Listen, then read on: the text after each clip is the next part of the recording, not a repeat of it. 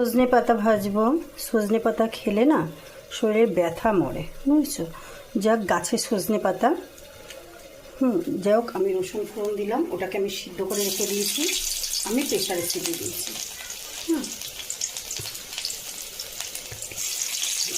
তবে এখানে চাইলে কাঁচা লঙ্কাও দিতে পারো ফোড়নে। দিয়েছি রসুন দিয়ে দিচ্ছি, কালো জিরে দিয়ে দিয়েছি, লঙ্কা দিয়েছি। দেখো বেশ খানিকটা পেঁয়াজ। সবাই বলে খিটখিটে লাগে, কিছু লাগলে কি হবে, একটু মিষ্টি দিয়ে দেবে, দেখবে ঠিক হয়ে যাবে। আর খাওয়া খুবই উপকার।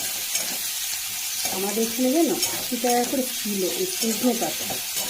আমাদের না গাছ আছে বলে মর্মটা বুঝছি না।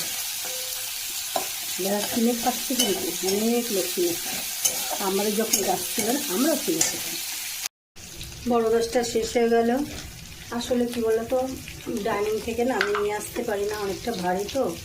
আমি অপারেশনের মানুষ, তাই এই ছোটো গ্যাসটাতেই অকাত্য বসিয়ে দিলাম। আর কি করা যাবে, বাড়িতেও কেউ নেই।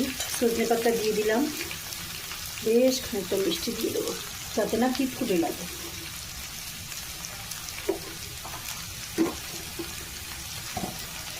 বাড়িতে কেউ না থাকলে খুব গ্যাস শেষে গেলে খুব সমস্যা থাকে, তাই ইন্ডাকশানে তরকারিটা করেছি।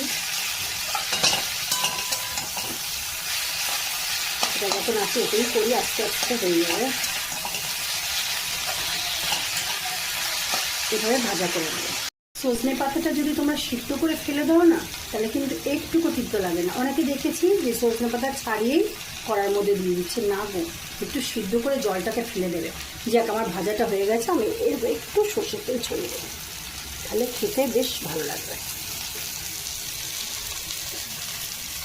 এবারে আমি নাড়িয়ে নামিয়ে নেব।